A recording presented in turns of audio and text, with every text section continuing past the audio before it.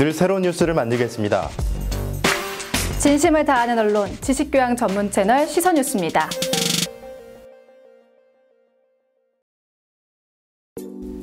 아침부터 분주한 신비. 오늘은 대기업 최종 면접 날이기 때문이죠. 지난 주말 사놓은 고급 정장을 입고 집을 나선 신비. 비가 오는 날 우산을 들고 회사 앞 횡단보도에 서서 신호가 바뀌기를 기다리고 있는데 1차선으로 지나가던 차량이 물이 고인 웅덩이를 지나가면서 신비에게 물을 튀겼습니다.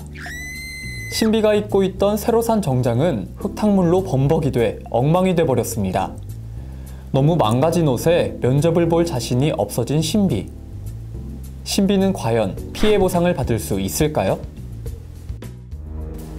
만약 당신이 이런 상황이라면 어떻게 하시겠습니까? 안녕하세요. 생활법률 이승재입니다. 장마가 본격적으로 시작하면서 많은 비가 내리고 도로에 물이 고인 곳이 많은데요. 차량이 이런 웅덩이를 지나가면서 물이 튄 경험 한 번쯤은 겪어보셨을 겁니다. 이럴 때 과연 값비싼 면접 정장이 더러워진 신비는 차량 운전자로부터 보상을 받을 수 있을까요? 네, 신비는 이 사례의 경우 피해 보상을 받을 수 있습니다. 근데 문제는 이제 손해배상 범위가 문제가 되는데요.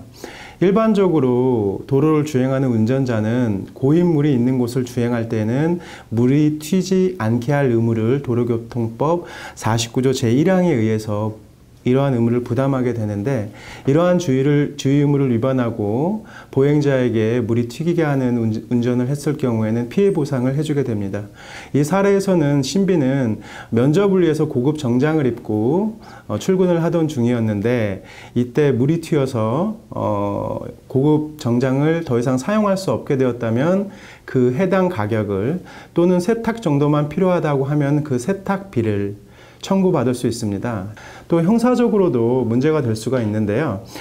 신비는 이제 만일 진짜 면접을 제대로 보지 못해서 떨어지게 됐다, 이 일 때문에, 그렇다면 이제 당시 해당 일시, 장소, 시간 또는 주행 과정, 피해 과정 등을 이제 진술하고 수사기관에 신고를 할 수 있게 되는데요. 이때 이제 수사기관은 해당 CCTV 등을 찾아봐서 증거를 확보해서 해당 운전자를 과태료 등의 행정상 처분을 할 수 있게 됩니다. 범칙금 등을 부과할 수 있게 되죠. 도로교통법에 따르면 지나가던 차량에 의해 물이 튀는 피해를 입었다면 그에 따른 피해 보상을 받을 수 있다고 합니다. 다만 신고를 위해서는 피해를 입은 일시, 장소, 차량 번호 및 운행 방향을 기억하고 있어야 하고, 당시 장면을 담은 CCTV 화면이 있다면 도움이 된다고 합니다. 비 오는 날 운전을 할 때는 이런 이유 외에도 특히 위험하니까 평소보다 속도를 조금 줄인다면 운전자와 보행자 모두 인상 찌푸리는 일은 없지 않을까요?